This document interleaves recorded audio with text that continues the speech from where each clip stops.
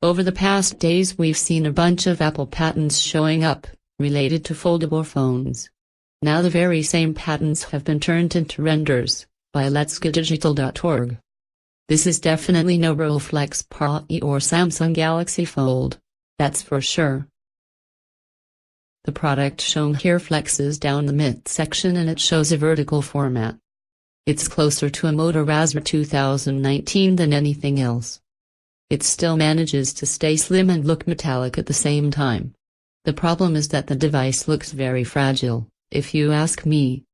It's also very slim, so the hinge area must be really badass and flexible to hold things together. The device has a singular front camera and a dual back camera, plus it shows off a clamshell format. We never see it fully closed, since it seems rather intended to be closed with the screens facing outward. The designer claims that it'll provide a stand mode in which two persons can use the handset, one for YouTube, one for email for example.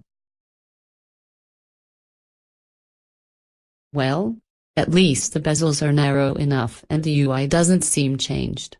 I expect a different format for the real iPhone foldable in 2020 though. Maybe closer to a tablet, book format.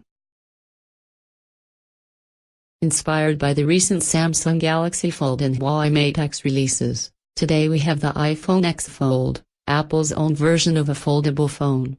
The device has been envisioned by Roy Gilsing Design and we have multiple shots of it below. iPhone X Fold seems to go with the same approach as the Galaxy Fold and Huawei Mate X. This means it's a square device. Definitely not my favorite form factor.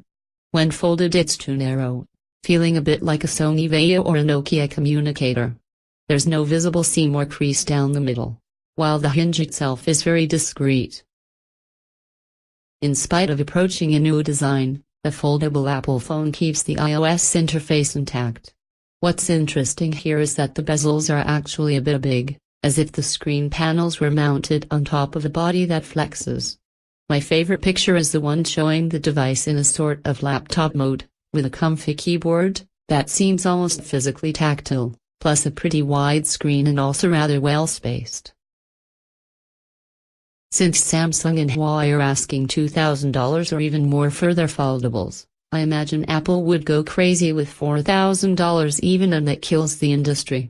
However, that was also the case when iMate, HTC smartphones, PDAs also started appearing.